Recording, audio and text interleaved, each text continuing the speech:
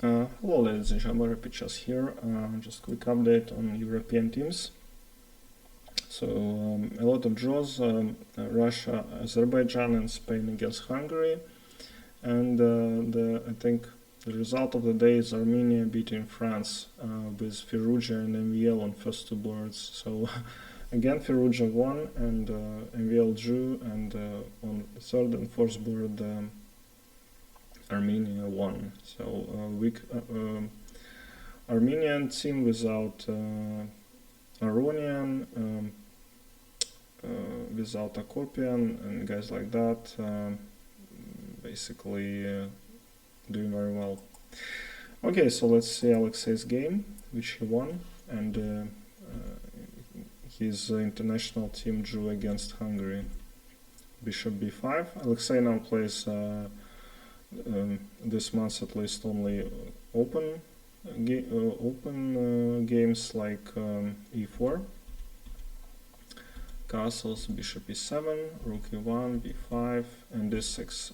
If black plays castles c3, then black can go d5 and go for the Marshall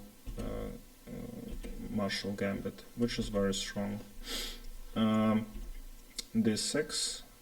Actually, as far as I remember, a lot of players try to play against Alexei for this Marshall openings, Marshall counter-attack, and Alexei proved that he has a good understanding of this position, so they now switch to more standard Ruy Lopez. h3 and d4. Bishop b7 and rook e8. So this is like a draw offer by black. If white plays knight g5, attacking f7, then rook in return, and they draw the game. But Alexei played a3. I know this move was played by Kasparov when he played Ruy Lopez. The idea is that to keep bishop on this diagonal, long diagonal, let's say, yeah, because sometimes I really don't understand this bishop c2 when we have a lot of pieces here, and it just watches in this pawn e4. So I think it's a pretty decent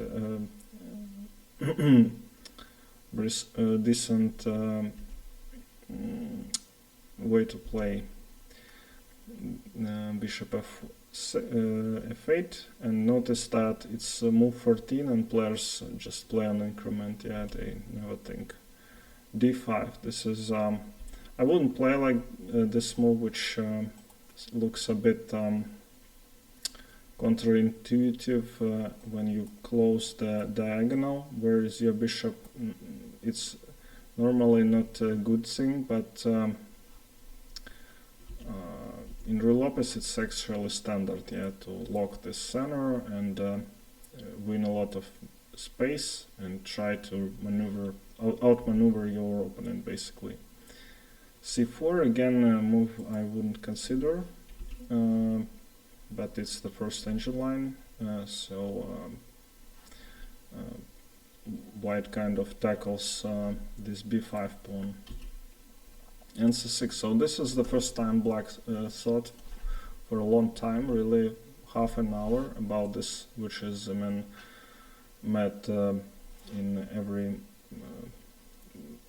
so very standard move for Ruy Lopez. Yeah, black I don't know, forces exchanges, yeah, and if let's say white takes, bishop takes, so this bishop attacks the e4,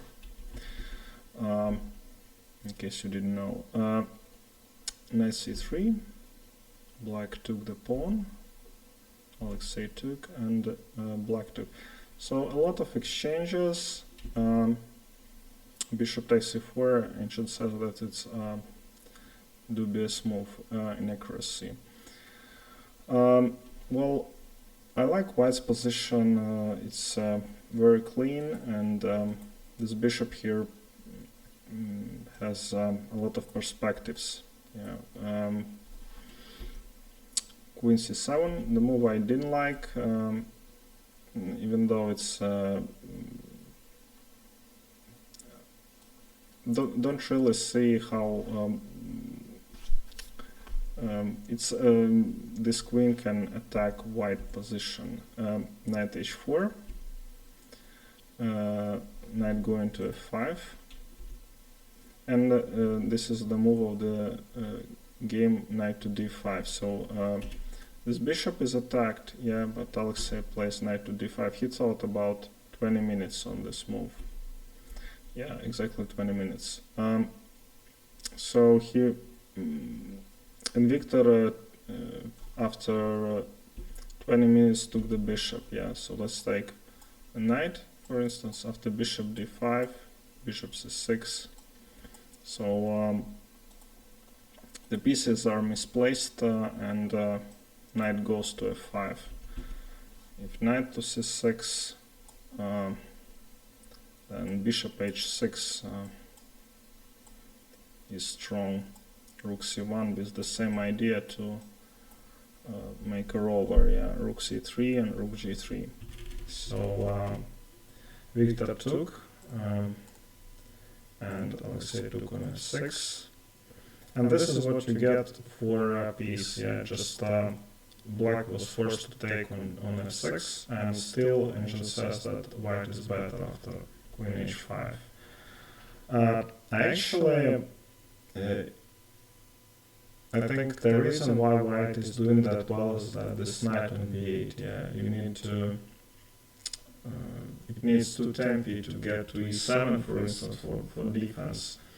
But black really likes the time. So if you play knight to c6, then take, and this is the idea. Yeah, without dark square bishop, king cannot run away, and you can't really defend from this.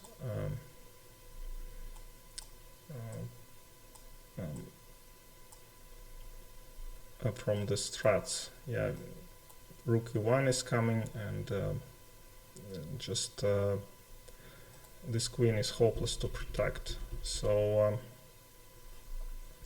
queen h5, and Victor found this move f5, which is the engine move. Bishop h6. Engine says that it's a blunder, but it's just it's a good move. Taking, I think, kind of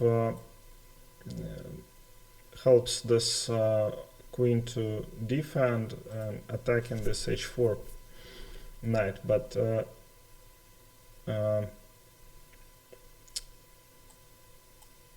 after bishop e7, then you have to see this knight to g6, which keeps white in the game.